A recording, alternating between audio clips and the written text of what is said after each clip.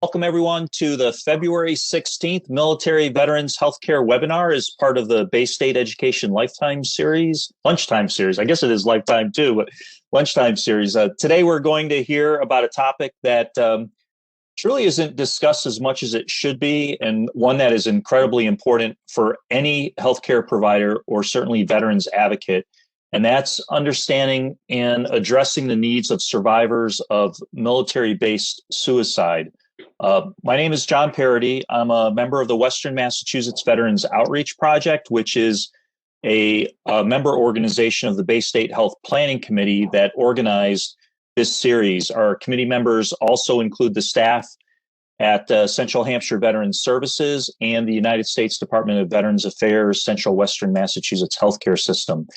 We appreciate all of you that are joining with us today for one shared purpose, and that's to help you better serve our military veterans and their families. Our project includes Cooley Dickinson Healthcare, Central Hampshire Veterans Services, ServiceNet, the Smith College School for Social Work, the VA, the Veterans Education Project, and the Veterans Mediation Project. You can find out more about us by visiting us at wmvop.org. So some additional administrative notes for everyone. To receive credit for today's presentation, you need the course code. And if you want to jot this down, I think we're going to type it in the chat room too.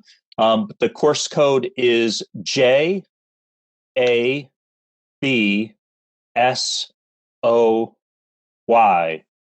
And because this is a veterans and military centric type of presentation, I'll repeat that. Military phonetics would be Juliet, Alpha, Bravo, Sierra, Oscar, Yankee, JABSOY. Okay, what you want to do now, or when you get a chance, is you want to text that code to the following number, 413-200-2444. That's 413-200-2444. That way you receive acknowledgement that you have participated, and then your attendance is going to be recorded, so you'll have that for your CEU credits. Also, as a reminder, there's a post-assessment that you'll want to also complete. And then after today, I believe we have one more webinar in our series. That's next Wednesday. It's the 23rd. We'll have Catherine Hanna join us from NEEDS World Class Service Dogs. Catherine served on both active duty and as a reservist in the Army Medical Corps, and she's going to be explaining the mission of NEEDS, which provides highly trained service dogs at no cost to veterans. It's an exceptional program. Highly encourage you to join us next week.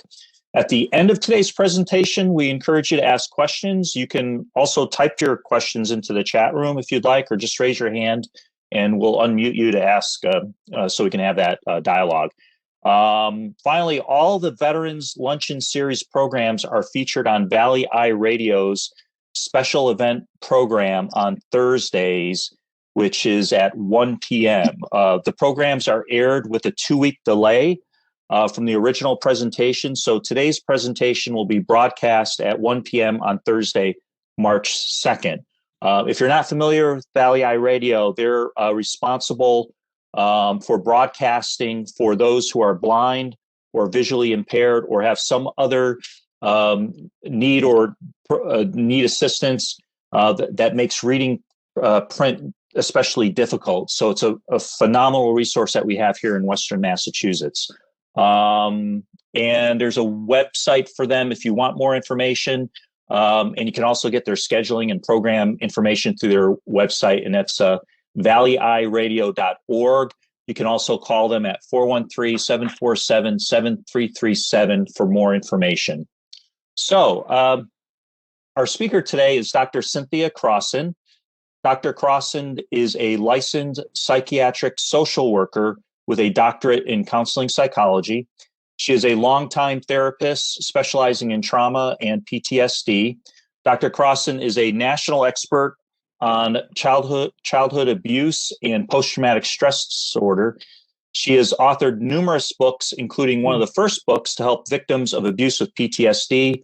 Her recent book, You Cannot Cage the Wolf, A Mother Struggles with the Suicide of Her Soldier Son, recounts her own experiences that led to her interest in helping families impacted by military suicide. In my office, I have the book. I got to tell you, it's an exceptional reference that I use and refer to often.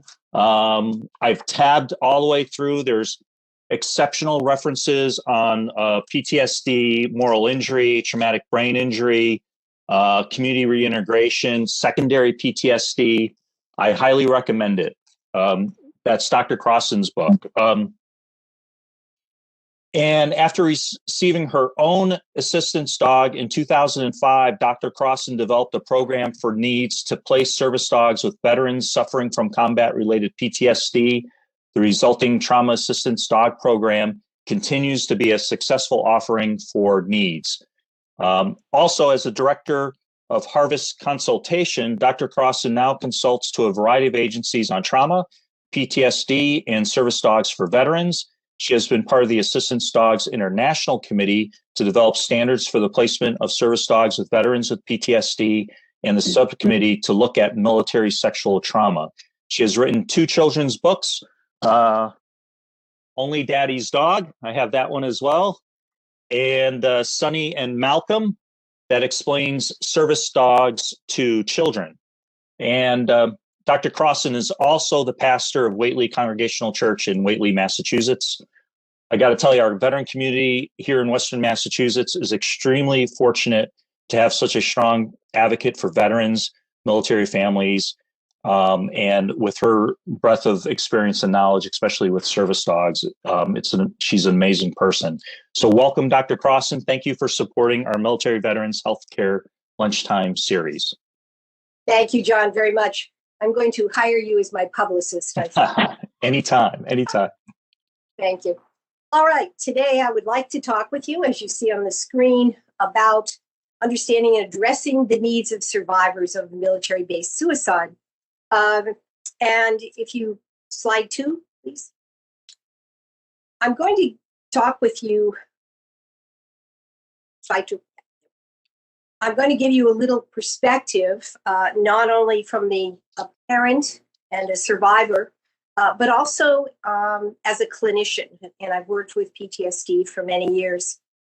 And you heard my bio that I also designed and helped to implement the service dog program with needs, which you'll hear about next week, needs. And interestingly enough, although we don't say that the service dog program is a deterrent for suicide, we can't really say that. I can't tell you how many of the veterans that I've talked to who have been part of this program who said, I could not take my own life because who would take care of my dog? So as we do this, let me give you a little bit about me. Next slide, please. All right. Well, I grew up in a military family. My dad was a chaplain colonel. He was fondly known as the flying chaplain because he was all over the place in World War II. Then I was married to a naval officer and then a sergeant in the Army Reserves at different times. And then my son joined the Army right after high school, and you'll be hearing more about that. I'm also a therapist, and I've had a long-time career specializing in post-traumatic stress disorder. Next slide. I want to give you a perspective from a parent and a survivor. So I'm going to give you some personal details and a little bit of my own personal story, and then we'll talk more about working with survivors. If you look at this slide, this is my son, James Crosson Tower. He was named after my dad. And I want to tell you a little bit about him. He had let me go back and say that each survivor is totally different. They have a totally different story with their loved one. But by giving you a little bit of my own story and then talking in generalization, I think it might make it a little easier to understand. So let me talk about Jamie, we called him. Jamie had a pretty normal childhood. When he was 16, his dad and I were divorced, so he had a little rough time in there, but not that bad. He was an avid football star. and he participated in his high school Super Bowl when he was a senior. And he loved the camaraderie of football. And I think that may have had something in addition to, he also loved his country. But in addition to that, I think that the camaraderie of football and, you know, being with the other guys, and he once said that he liked being part of a common purpose. I think that may have influenced him to join the military after high school. And he also had listened to his stepfather and his father talk about their friends and how they were still close to them, etc. Next slide. Jamie was very close to his family. These are a couple of pictures of Jamie with me, his high school graduation, and my wedding, my second wedding. He was my middle child. And one time when he was feeling, he grew up between a child who was testing gifted and a special needs child. So he was kind of in the middle, and he was, you know, one time asking about where did he fit and everything. And I said, oh, you know, you are so special to me. You are, you know, in my heart, etc.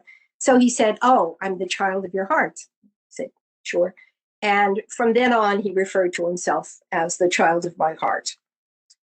He was a lover of animals, especially wolves. He considered the wolf his totem. And that all figures in the book that I wrote about him. He was a very loving, sensitive kind of guy. And I guess sometime in some ways I was surprised that he joined the military because he was such a sensitive guy. But he really made that his own. So next slide. When he finished his training, he was deployed to Bosnia. And I will be sharing with you excerpts from time to time from the book, mainly because sometimes it comes across better looking at it from that perspective. And I'll start now. After he joined the military, he was deployed to Bosnia. And I quote, "We realized that his life in Bosnia was hardly peaceful. Soldiers had little opportunity to go out without concern for their safety. As landmines planted by warring factions dotted the area outside the army post, and improvised explosive devices, or IEDs, were a constant threat. I can only imagine what faced the young men and women sent to Bosnia in the aftermath of the war. U.S. soldiers often found themselves in the middle of frequent violent clashes between Serbs and Muslims. The soldiers' mandate to diffuse and de-escalate violence sometimes resulted in anger and aggression toward them. It fell to Jamie's squad, and this is what this picture, it fell to Jamie's squad to provide a security detail as local nationals had to exhume long buried people from mass graves. After ascertaining, which they would ascertain whether the individuals might or may not be identified, the remains would then be reburied more respectfully in individual graves. It was almost difficult to watch, one of Jamie's teammates later told me, more than doing the actual digging. It got to a lot of the guys, he said. My heart ached to imagine my caring, sensitive 19-year-old son required to be part of such a task. He was also obviously struggling with some of the things he was seeing. And in one letter he wrote, "None of this makes any sense. There were no good guys or bad guys. The newspapers make such a big deal out of the Serbs killing the Muslims, but they neglect to say that the Muslims have no qualms about killing the Serbs either. Is it really worth killing someone simply because they are of a different religion or have different values? How could anyone look into the innocent eyes of the Bosnian children and see anything but the reflection of how wrong this fighting is? It would be enough to lose hope unless you bear witness to the fact that regardless of the sometimes heinous and destructive nature of man, life does triumph." So this was the young man who was going through all this. Next slide, please. Jamie had been enlisted for 8 years, but he opted to do his last 4 years at home and be part of the active reserve duty. He was subject to being on call. And actually, before he died, he was called to be deployed to Iraq. But when he came home to do those last 4 years at home, he was a totally different person, totally different person. This happy-go-lucky kid was not the happy-go-lucky kid that we had sent off. And let me share another excerpt with you. As I said, the young man who came home was a different person from the one that we sent off years earlier. The one who had optimistically pledged himself to Army life, often separating himself to write in his journal or to read. He was quiet and contemplative. He told us that he no longer enjoyed the frivolous party lives of his local contemporaries, his former football buddies. He angered quickly, slumped into depression. Unexpected noises startled him, and he reacted defensively. Sleep eluded him. And I was awakened by noises in the night, only to encounter Jamie unable to sleep, prowling the house at wee hours. As a therapist, I may have realized that Jamie endured post-traumatic stress, PTSD, that we see in soldiers today.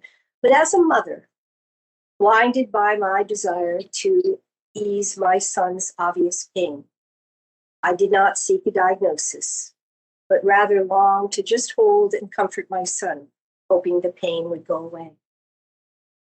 Next slide. I put this up so that I would share it with you, but I will share it with you verbally too. Let me take you to May 18th, 2003, typo, sorry. And again, this is an excerpt. Your son is dead, announces the beefy police chief at my door that Sunday, May 18th, 2003. No preamble, to the point. And with those words, the chief and I freeze in memory's tableau. I can feel my life shattered like glass, cracks moving outward until in slow motion, they agonizingly separate and fall one by one, hitting the floor with sounds that tell you that the deed is done, cannot be reversed. Next slide. No, the agonized cry seems not to come from me, but rather from somewhere in the depths of my soul. I sob deep sobs that I could no longer more control than I can the event that caused them. Later, I would wonder why I had not questioned the chief's pronouncement. Why had I not doubted or assumed that someone had made a terrible mistake and that my 22-year-old son, Jamie, would walk through the door with the cheery, "Hi, Ma," and life would go on as it should. Jamie, the child of my heart, his oversized smile, even now in memory, lights up our lives. That I would no longer see that smile in actuality was incomprehensible. And yet, on that Sunday morning, I never questioned the truth in the chief's pronouncement. Even though the reality has not fully hit me, Jamie is gone. Next slide, please. I wanted to give you a little bit of an idea of where I was coming from initially, because I think it helps you to relate to other survivors. These are some of the things that come up initially. Initially, there's shock. You cannot believe. I mean, the disbelief, the fact that I never asked what happened. You know, he said my son was dead, but I never said, if you read the book, you'll discover that it was actually my mom who a couple of minutes later said, what happened? And there's also a sense of disbelief. It took me a long time to believe that it was suicide. In fact, it took me till we got the police report and I read it over and discovered that the way the shot was administered could only have been self-administered, that I accepted that it was suicide. So there's not only disbelief of the death, but there's often disbelief of the manner of death as well. Some people, excuse me, there's a numbness that I just couldn't feel in the beginning. and I was kind of disoriented. And, you know, people would say, should we do this? And I'd say, sure, sure. I don't know what to do. And I remember calling my older son, and he was in California in grad school at the time, and he said, you know, what should I do? He didn't know what you'd come home immediately or what to do. And I said, I don't even know what I'm doing. So it's that kind of whatever. Some people escape through sleep, through alcohol, through mindless activities, things of that sort. I did not use sleep or alcohol. Probably initially I may have sort of busied myself with calling people and doing things of that sort because I just couldn't believe it. And it was difficult to believe. And again, I mentioned that I totally denied the suicide. You'll find too that survivors will often replay over and over again. And I'm sure some of my friends and close acquaintances were sick of hearing it, but over and over, what if I had recognized, what if day had been different?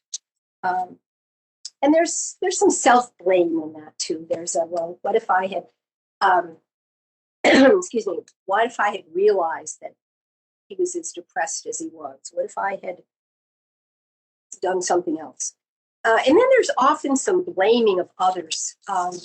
I was, as I said, I was not convinced that it was suicide, and I thought that there was a girl that he was involved with, and I wanted to blame her initially, and but she didn't pull the trigger.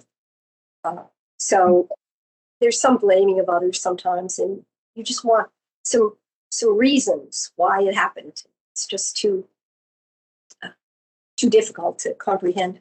Now, as you're helping someone, if you are with someone who's having these kinds of initial reactions, one of the things that I found, and I'll go into this more later about what you can do, but one of the things that I found especially helpful was that because there was some scandal sort of involved with the incident that happened and how he died, the media was all over it. And, I have every respect for people's right to know things, but I also have a great deal of respect for people's pain and for their need for privacy in some situations. I was listening on the way here today to Bob Sackett's family had asked for privacy around the details of his death. And I remember at the time of Jamie's death, wishing the same thing.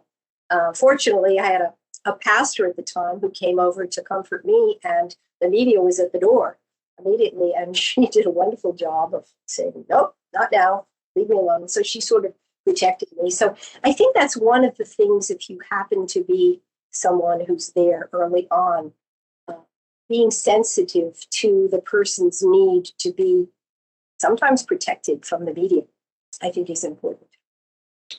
Okay, next slide, please. Other responses that come up, at some point you begin to feel really angry. You might feel angry at the person who died because, why did you take that? Our family slogs through. Our family doesn't give up. Our family, and then I realized finally that, he was in so much pain that wasn't something that he could see. There's some guilt. I felt guilty about what if, the what ifs that I talked about. What if I had done something differently? What if I had seen it? There's the continued denial I mentioned. There's also a roller coaster of emotions that go on right after the suicide, and for months afterwards. Actually, there's a lot of confusion. I tried very hard to make sense why this happy-go-lucky kid, or the kid that I remembered before he came home, the PTSD, how he could do something like that. I mean, he just seemed like the kind of person who would never take that step. And so there's a lot of feeling like that. There's incredible paralyzing grief, and again, a kind of a roller coaster. And there's also, there can be sometimes feelings, and I know I'm deviating a bit from this slide, but I think it goes along with it. There can be feelings of rejection. I remember that Jamie and I had a talk a couple of nights before he died. And he commented, Mom, you're so strong. I wish I could be like you, blah, blah, blah. And he also said, you're the only thing that's keeping me going. And after he died, I thought, wasn't I strong enough? Wasn't the love strong enough, whatever, to keep him going? And I know that now that there are other factors. One of the important things about helping survivors of suicide is that there's been research recently that says that survivors of suicide are much more likely to experience their own suicidal ideation and depression than those who've experienced a regular loss from something other than suicide. And often survivors don't understand that they need help. They think, well, it's just, it's horrible, but I'll be okay, or whatever. And I think that people really do need help, and it's important that we are there for them. Next slide, please.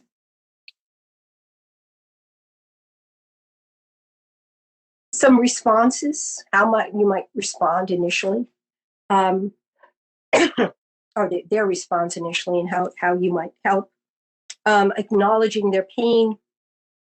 It's important. Survivors may want to go over and over again the issues of death, what happened, but I think it's important for the helpers not to necessarily do that. Listen, if they want to do that, but not asking the details, because I think it may be something that they have to process, but there is a time to process it. But encouraging pleasant memories or remembering things about them, not making judgments. I think suicide is a difficult thing for many people. Not being judgmental is important. And listening in a calm manner is also important. Next slide. Another thing that's important is what we call in the social work business or the counseling business is anticipatory guidance. There's a saying that says you can stand what you can understand. Now, you can't understand the suicide all the time, but if you know what might happen or how you might feel as a survivor, it does help a great deal. So letting them know that they might have a myriad of different feelings, that it's okay to feel angry with your loved one, but, also helping them to realize that it doesn't mean that you love them less. And sometimes helping them realize that you have to be in incredible pain to take your own life by suicide. Letting them know that it's difficult to concentrate. I always remember that I was asked to do a speaking engagement right after Jamie died. And I somehow muddled through, but I have no idea what I said. And I don't think it was very good. But I just couldn't get my thoughts together. So understanding that people are going to feel that way. And again, as I mentioned before, they may need to go over what happened again and again and again, and that's okay. And listening is one of the most important things you can do to help is to listen. And the other thing about other family members, if you're working with a particular survivor, all the family members are having their own issues. I have a son who has special needs, who was the youngest, and he did not grieve at all for about 2 years. He just couldn't face it. My oldest son kind of had a real bout with depression after my middle son died. And today he still hasn't read the book that I wrote about his brother's death. My Jamie's dad had a great deal of difficulty. They had kind of a tough relationship sometimes. And so what I'm saying is each family member has a totally different response and knowing. And sometimes you may, if you're working with one survivor, you may have to help that survivor to recognize that other people are going to grieve differently. Everybody's different. Next slide, please. The two questions that I found particularly crippling, and I have talked to other survivors and they have said the same thing, is the never-ending question, why? Why did it happen? Why did the person do that? Why? And the other question is, could I have prevented it? Next slide. Some helps with the why. We can never really understand what's going on in another person's mind. We might have some guesses, but we really can understand. And there's layers of pain that people feel. And helping the survivor to recognize that is important. Suicide is a result of multiple complex factors that culminate in a kind of perfect storm. It's the ultimate escape from pain. People may think it's about dying. It's not about dying. It's about ending the pain. And again, helping survivors to realize this. Next slide. And the could I have intervened? Well, you may not know. You may not have recognized the signs. One of my big things that I had to deal with was I am a therapist. I have been counseling people with PTSD for years. I know the symptoms, et cetera, et cetera, et cetera. Why didn't I, one, recognize the depth of his depression and the signs that he might take his own life? And could I have prevented it? And, I went over and over and over that. And finally, I realized that I was looking with a mother's eyes, first of all. And second, you can't always know. So you might not have been able to intervene. And suicide is not about not being loved enough. I loved Jamie deeply, and Jamie knew it, I think. It's not about that. It's about the fact that he was in so much pain that he saw no other possibility. And it's important to not blame yourself for another's suicide. Next slide.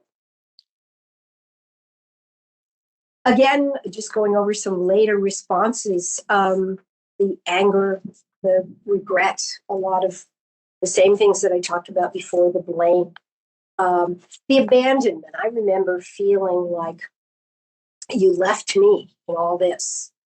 I've got to deal with this.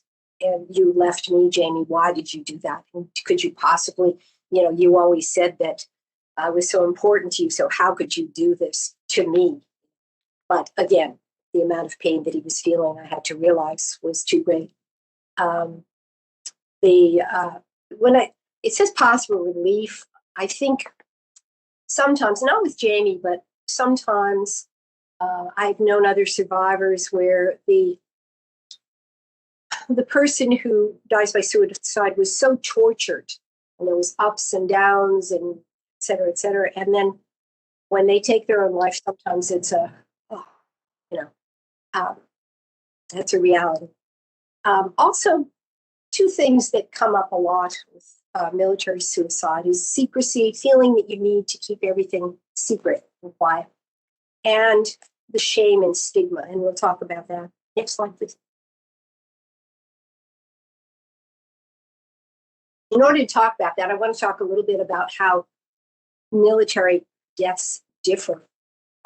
Deaths in the military, in combat or whatever, that aren't suicide. When someone is killed in combat, they almost have a hero status. It's like they died, they served their country, they sacrificed. And it was perhaps a necessary sacrifice, some people feel. People feel compassion. People feel compassion for the survivors as well. And there's remembrance that goes on and, this kind of thing. Next slide. When there's death by suicide, I think shame can be the overriding factor. There's a feeling that you need to keep it secret, that you don't want to tell anybody that there was death by suicide. And people will question you. I mean, I cannot believe some of the questions that people asked me that were in poor taste or whatever, but they don't know. They don't understand. So you kind of try to keep yourself because you're worried about the questions that come. You're not sure, or people aren't sure exactly how to act toward you. And you get to feel slightly paranoid about others' responses. What will somebody say when I say my son died by suicide?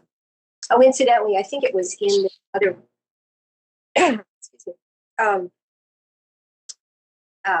presentation about suicide, but one of the things you don't want to say is commit suicide. Get that out of your vocabulary right away. Committing is a crime. You know, it's usually refers to a crime.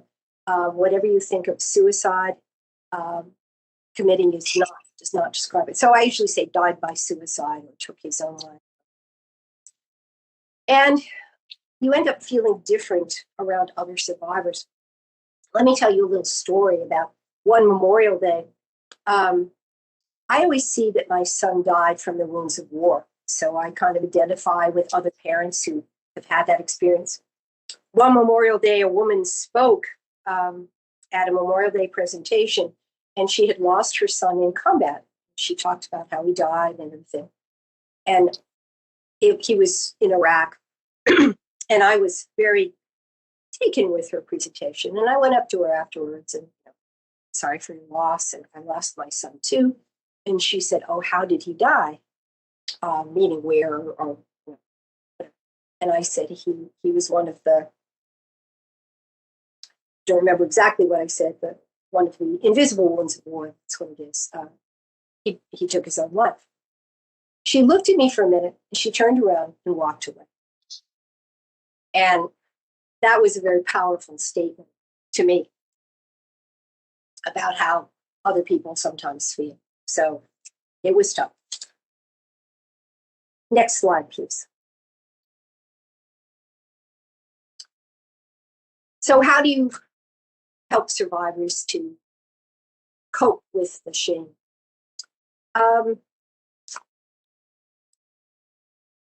I think wanting to hide he or she died, letting them know that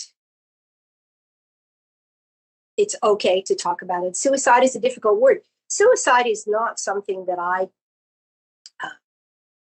some people may not condone it from their own faith perspective or whatever. I don't necessarily have that perspective, but some people feel it's a cop-out. There's a lot of different feelings about suicide, and coming to terms with that, the term suicide, can be very, very different. And again, sometimes survivors feel less than and related to the story that I just told you. And in this guilt, sometimes they feel disloyal to their loved one.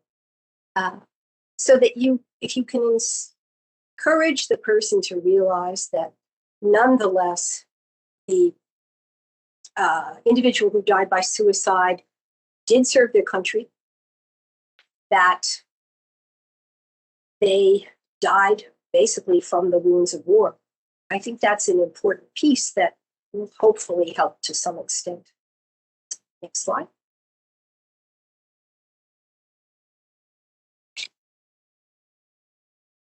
The whole shame thing, and again, this is from the book, and I want to share it. Hopefully my voice holds out here. I want to share again an excerpt, and I put it up there to make it easier for you. This is from my book. As I stand among others whose sons or daughters have died by their own hands as a result of the experience in the military, I share with them the aloneness of being a parent whose child chose to end his or her life rather than face the incredible struggle to reintegrate into society after the impact of war. Granted, some veterans struggle through substance abuse, mental illness, or homelessness, but they persevere despite the struggle, and we have an opportunity to help them. When a child is gone, we no longer have that opportunity. While parents who've lost their children in combat receive the sympathy of others and praise for their children's service and sacrifice, we, the parents of the lost through suicide, fight the shame that separates us from those proud parents who paradoxically find honor in grief. When our children have taken their own lives, unable to endure the pain of reintegration, it is difficult to tell others what happened. In fact, it becomes so painful that we often hide the facts, as I did for so long. Yet when we seek to understand our children, what our children experienced, their confusion and their pain, the wound dulls, if only slightly. Next slide. These are some of the helps that I wanted to share with you. You may have trouble as a helper and find it awkward to talk about suicide. And I think if you're going to work with folks, or if you are in a position where you may encounter survivors, it's a good idea to sort of look at your own feelings about suicide. What do you think about suicide, and how can you work with your own discomfort?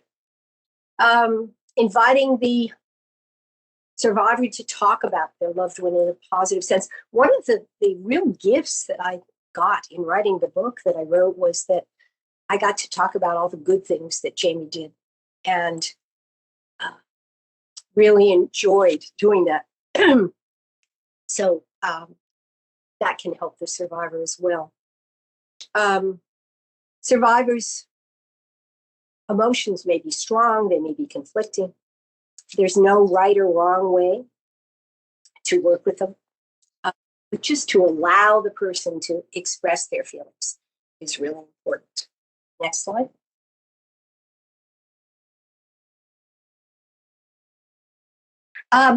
Practical things can help a lot, like shopping, helping them with meals, kinds of things that you would do in any death, but I think it's even more around suicide.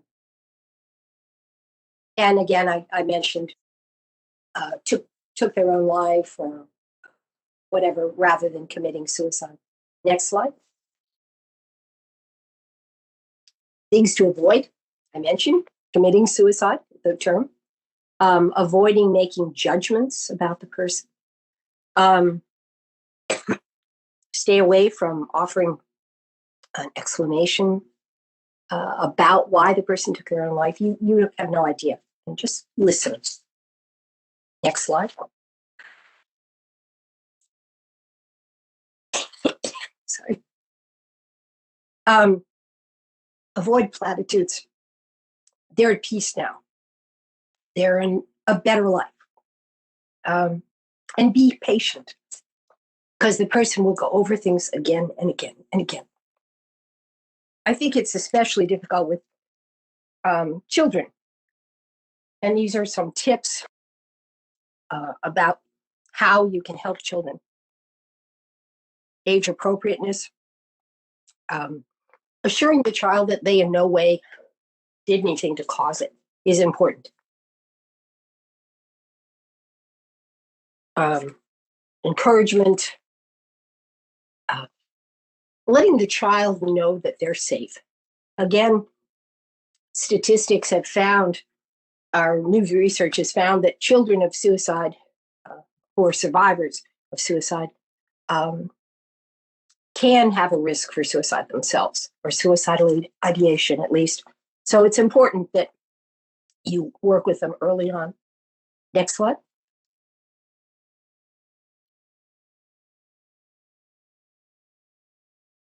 Going back to the very personal, what helped me in the end? Well, supportive friends were great, and supportive friends who let me go over and over what happened again and again was really very helpful. I had a great therapist. My mother died about a month after Jamie, And we hospice for her, and the hospice therapist ended up talking with me and, helping me process the events that happened to Jamie as well. So that was incredibly good for me.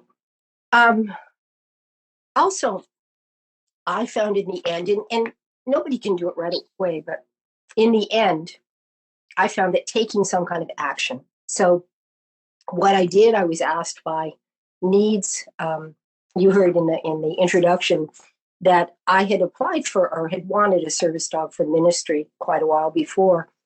And after Jamie died, and I waited a little while, et cetera, I thought, I still want to do this. So I applied for a dog. I ended up getting involved with Needs. Again, you'll hear more about Needs next week. And they asked me, knowing that I had a background in PTSD, they asked me, could you help us to develop a program for veterans with post-traumatic stress? So I said, well, yeah, I guess so. And I did that. And I didn't even realize that Jamie's death was an impetus. It just didn't occur to me until I started working with these veterans. And as I would be working with them, I would hear a story and I'd think, oh my gosh, that's Jamie. That could be Jamie's words. That could be. And you'll also read in the book that I had a very Caesar had a very interesting prompt for my decision to help to develop this program.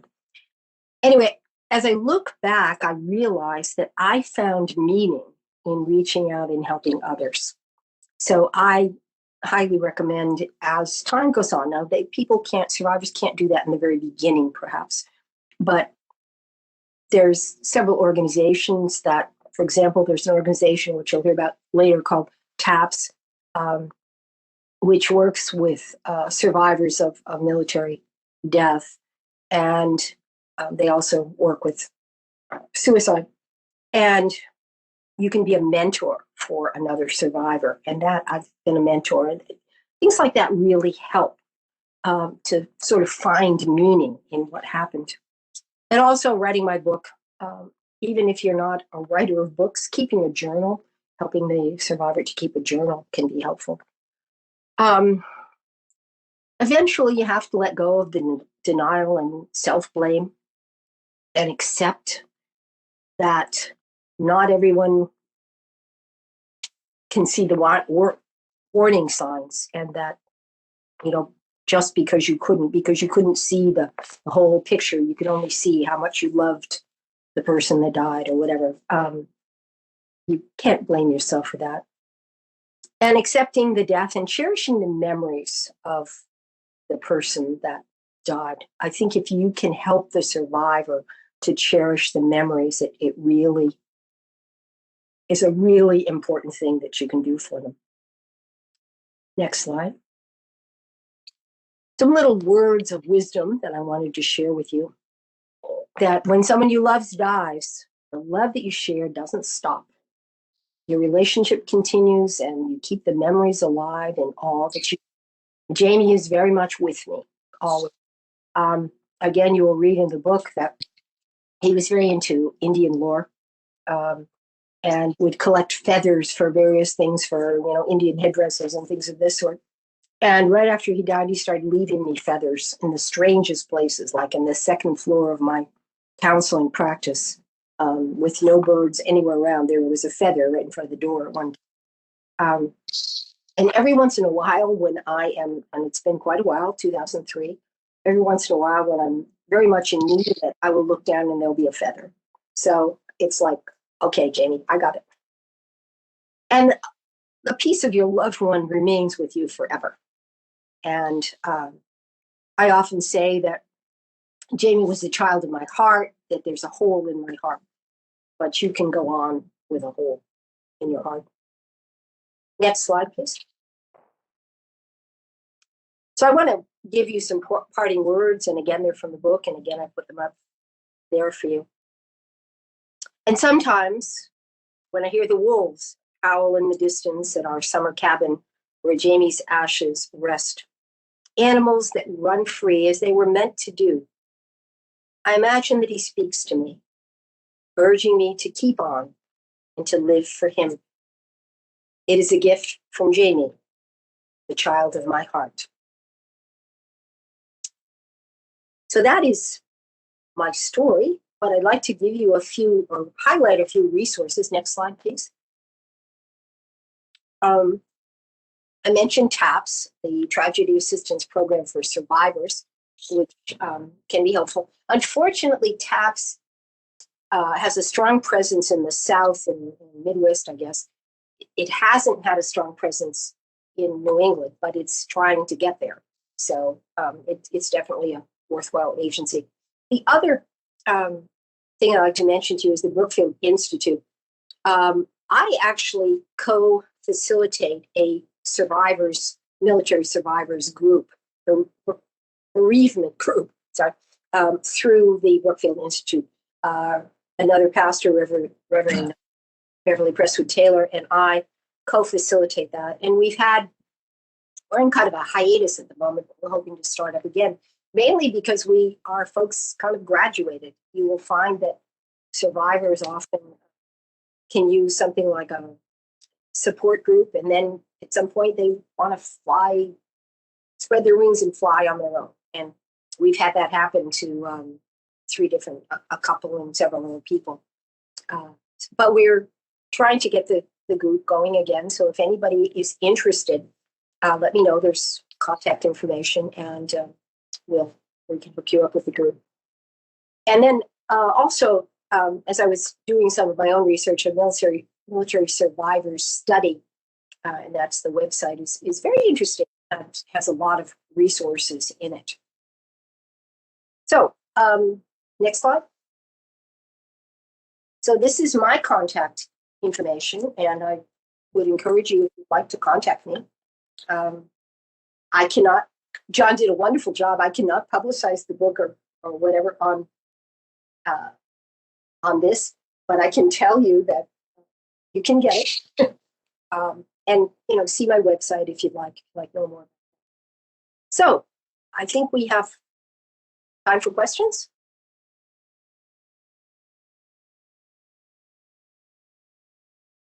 How are we doing questions? Looking in the chat room, and don't see anything just yet. But first, I'd just like to say, Dr. Crosson, thank you for such a heartfelt and just such a compelling presentation, and for you to share your experience and that of Jamie to all of us. I know you've done this in other settings, but it still, to me, would be so hard and difficult every time you speak. And I guess my question to you is, to what degree have you found it helpful personally? And I know you shared some of this with your presentation, but encouraging others to talk publicly as you have in such a compelling and heartfelt way, how it's helped you personally. And I know, only imagine every person has unique experience afterwards in the grief and bereavement process. But what can you say to others that your words of encouragement and advice could help others as well? Yeah, I think that's absolutely true. At the point that somebody is able to speak to others, there's a real need for survivors, because suicide is not, especially military suicide, is not talked about a lot. There's a real need for survivors to hear about if other people. I actually, the Brookfield Institute was having some presentations, and they had for a while Kevin Lucy, whose son died by suicide. And I actually realized at that talk the depth of my feelings, and accepted for the first time that it was suicide. And so it was very powerful for me. So if people can speak about it once they've reached the point of healing where they can do that, I think it can be extremely powerful and supportive for other people. Incidentally, I might mention there's nothing, if anybody is hesitant about, there's nothing that you can really ask me that at this point that would be problematic for me. So please feel free. Yes, anyone that has questions, please just raise your hand or unmute yourself. Or Jeff, we can ask our IT folks at Bay State, and they'll unmute, and you can ask your question. While we're waiting, one thing that comes to mind is talking about the child psychology part to this. In your experience, are the child psychologists and clinical specialists, are they well versed in this area? Is this a fairly new area of concentration, perhaps? And as such, is there an area of concentration that you're seeing where there is specialized training? Because as you mentioned, there are unique differences with the military family experience. All suicide is difficult, hard, obviously, but for the military family, there are some unique characteristics and circumstances. Can you speak to that, and what can you offer folks that are listening today? Well, I think I'm really glad for programs like this, because I think it will encourage people who the average therapist may or may not be schooled in working with suicide survivors. It's kind of a unique perspective, and especially military suicide survivors. I think there's a growing body of knowledge coming through the VA and coming through the encouragement of programs like this, where people are beginning to realize, wait a minute, there's a whole nother population that we really have to minister to. And especially when I mentioned when the risk of suicide is so much greater than other types of people experiencing other types of death. It's a population that we really have to address to interrupt this whole cycle. So I think, in answer to your question, I hope that the body of knowledge will continue to develop, that more people will access that knowledge and will broaden their perspectives and their practices. I have a question. Death is something the military has been dealing with since its inception. And yet it almost sounds like suicide is being handled in the private sector instead of in the military sector, even though they may have more experience with it than anybody else. Is there any outreach from the organized services to generalize their experience into the civilian community? Or is there any joint efforts between the military and the civilian community to deal with suicide and loss from death? Yeah, I wonder if, John, you might not be a better person to, with having a finger on services to veterans and families.